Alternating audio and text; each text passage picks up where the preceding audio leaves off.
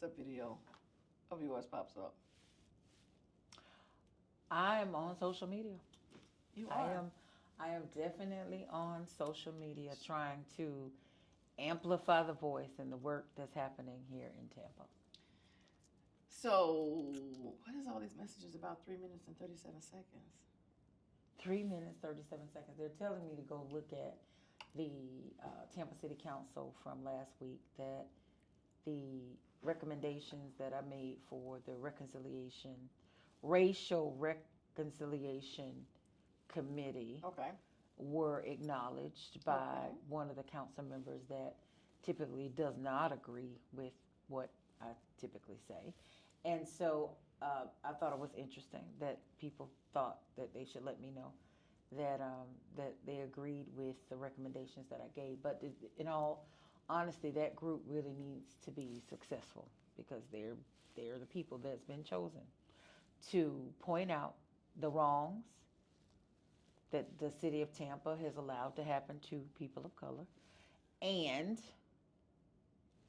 they are also supposed to bring the recommendations forward to bring about change. So it needs to happen. We need to see it, and so I'm ready for it. I'm excited about it. Okay. Well, check out Miss McCaskil's YouTube. What does it say? Fix this block. Fix this block. And there's always something interesting there. Interesting. Yes.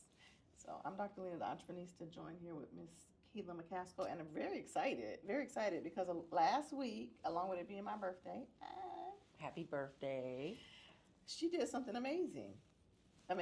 So April 29th, Tuesday, the J.C. Newman Cigar Bar, is it a bar? Factory hosted Miss Kella McCaskil and the Center for Economic Development as she released all over $200 million of projects that she's been working on. How did that feel? To finally show it was like, okay, now the cat's out the bag. Like, this is what we've been doing, because for so long people have been saying, once it came out, it's like, I thought you just did cleanups. Oh, I thought she just did classes, courses, workshops. Oh, I thought she was just advocating for the community. Let's not take that for granted either. Because those were some astounding numbers. I agree. But what it does is typically people come into an area to do development.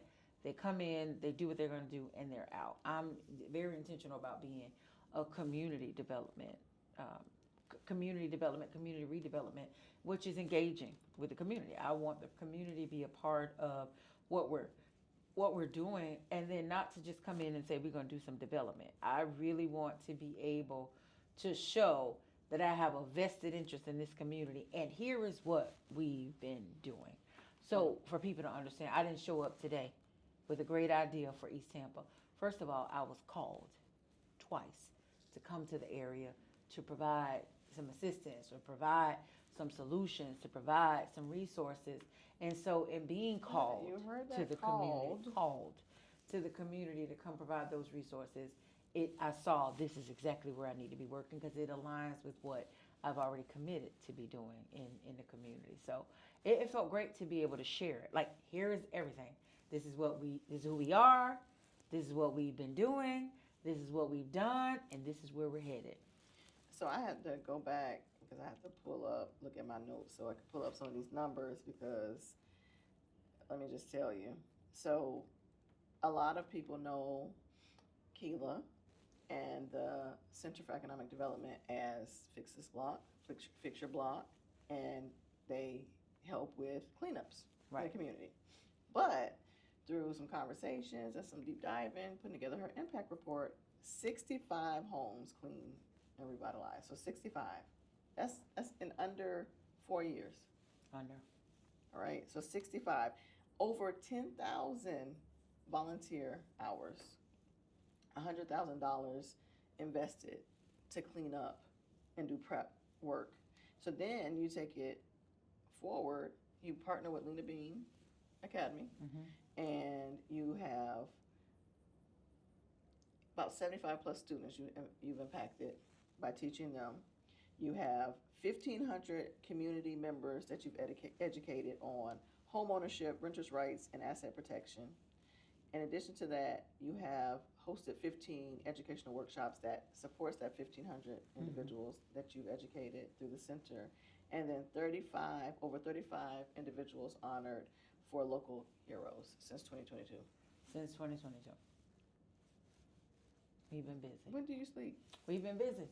When she sleep? But when when it's what you're supposed to be doing and it aligns with your purpose, your why, your reason, the next phase of life and why you exist, it seems like it's effortlessly. So you have there's a different renewed strength, if you will, to do what you've been tasked to do.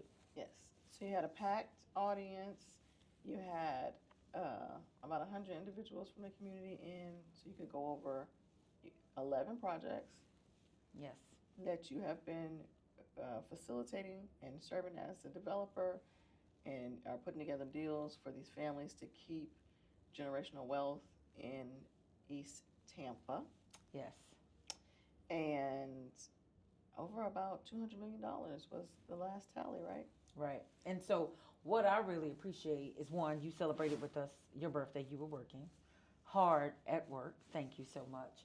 But what it did was, typically, or I can say historically, we're not seeing the impact. We're not seeing the work that's gone into the thought process of the development that's to come. A lot of times we're just told, this is what's coming. Take it or leave it. This is what's coming. You can't do anything about it. This is what's coming. We don't care what you want, almost. And it's a very, that's the way because I'm in neighborhoods. I'm working with people in the neighborhood. I know that that's not appreciated. You're talking about tax-paying citizens not aware of what's coming to their neighborhood, the impact that this will have in their community, and who are you coming to their area to develop? Who are you, and what have you done in our community?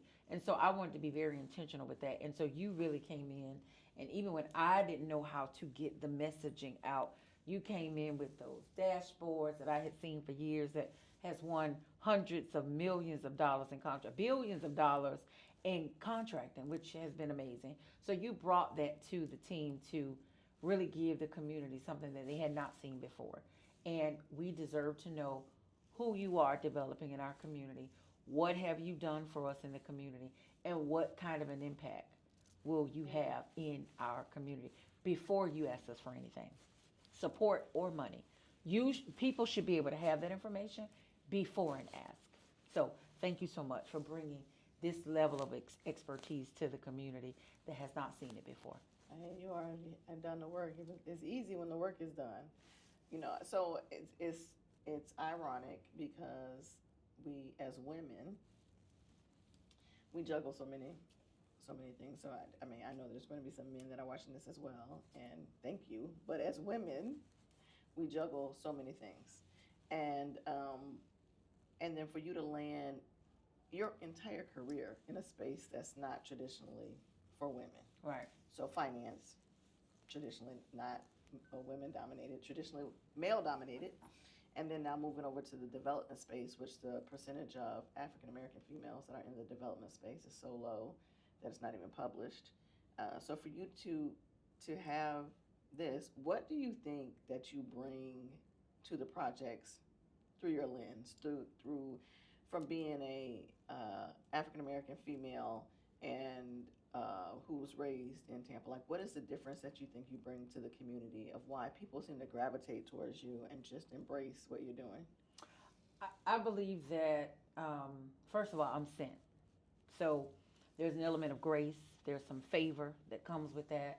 And then because I'm sent, it was all designed by God, if you will, so that it could be used by God to impact the people of God. And so I'm calling those people of God in the community.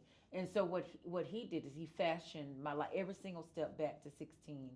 I can see how it's one step towards the progress of what we would be today. So he really gave me a very unique background, like coming into the industry of lending through, the company just needed some people to be credit analysts. So then they took the time to train me. and then being raised by a dad who believes solely in entrepreneurship, every job is an internship. So you go in there and you find out what it is you need to know so you can take it and use it and become whoever that is you're supposed to come. So all of that, then you navigating through the origination role, navigating through understanding credit, navigating through rendering decisions, navigating through senior credit analysts, navigating through loan originations, navigating through owning your own branch, navigating through doing some impossible things like condo conversions from Tampa all the way in Georgia, development, 3 of them. They call your phone. You got to call. And I responded and was able to convert 3 developments from a desk for 2 people, not bigger than this room. 2 of us converted those projects. So going through all those steps, no post-secondary education, but experience, understanding, and embracing it all so that one day I can actually do what I've been tasked to do. So when you look at going through the role, like I said, originations, the development in Georgia, the crisis happens. Now I go inside the financial institution. I see a need. Wow, I need to get back out.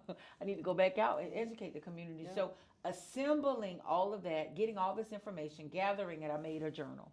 And I said, here's some of the reasons why we're seeing what we're seeing out here in a community. And by the next financial crisis, because we're going to always have them, I need to be educating. But then I need to be educating, but I need to provide outreach opportunities. And when I provide the outreach opportunities, I believe it'll raise the awareness of the needs and draw the collaborative partners to help me bring transformation. And that is exactly what's happening. Like, that is exactly how and what's happening today. So I think that's the difference.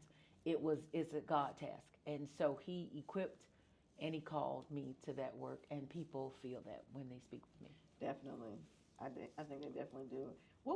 So there's a lot of people who, they are lost. They don't know if they have a calling or what the calling is. What would you tell them on how to hone in on that calling? I didn't either. I didn't know either. So what I truly believe in is spiritual gift assessment. Even if you're not a Christian and you're just trying to find your way, every single person has an assignment in life. We are here by design. There's no such thing as an accident. I don't care if it was a situation. How you got here isn't what I'm talking about. I'm talking about why you're here. So you're here now. So regardless of how you got here, I'm not dismissing situations that have happened to people. Right. I'm talking about you're here now. There has to be a purpose. And so one of the things that I did was, that I believe in strongly, is spiritual gift assessments. Okay. And in the spiritual gift assessments, you learn a lot about people. You learn a lot of people are big on horoscopes. But I find when I'm in a church setting, I can tell a lot about people based on their gifting. So I can watch somebody long enough to understand how they navigate. And so in that, you see how they respond. Then I pay attention, or they should pay attention to what they're passionate about. They should pay attention to what makes that core, that inner core, like respond. Yes, like there's something about you that you respond to. Whatever that is, pay attention to that. It's the things you would do for free. The things you would do for free. Because that's what, in church is where I begin to do a lot of things out of my pastor saying, hey, I want you to come do this. Just based on what I was doing. I wasn't doing real estate at the time. It was conversation. The way you represented us. I want you to come do it again. And then from there, she's like, something special about you. There's a gift on the inside of you. You're different. You're unique. World changer. Seems like a history maker. You're a designer's original. Now, those type words begin to just breathe life on what you become. So I'm saying for anybody who's trying to figure it out, spiritual gift assessment, and then pay attention to that thing that burns on the inside of you that you're passionate about. And pay attention to what that is, and then ask God for direction. And that, when I say God, if you don't respond to God, say it out loud. Whoever you are, respond. And then I'll know you're real. And once I know you're real, I will do exactly what you lay before me. Because a lot of people are atheists, and I was a little junior baby atheist at one time in my life. So if that's Buddha, that's Allah, that's whoever, say it out loud. And whoever the living God is will respond. I just believe that. And you'll have your answers. Everybody wants to know their why. Everybody. I give it to children. I let little children be true to whoever that is. Don't give them color. I don't give them coloring sheets. I let them draw. I let them write it out. I let them express themselves, because you'll find out a lot about them just letting them be themselves. Like, let them just develop into whoever that is or whatever that is. A lot of times people have been given limitations. They've been given what you can and can't do. There's boundaries, but let it be organic. Let it happen naturally. So we might not have all the solutions, but we got a little SHE-Lutions for you. So Love it. That's a shirt. SHE-Lutions. Yeah, that's the podcast. SHE-Lutions. Oh. SHE-Lutions. I love it. Oh, I love the Lena-isms. Y'all got to pay attention to all the Lena-isms. Yep. So you can catch us in just a few. We'll give you another session of SHE-Lutions. SHE-Lutions.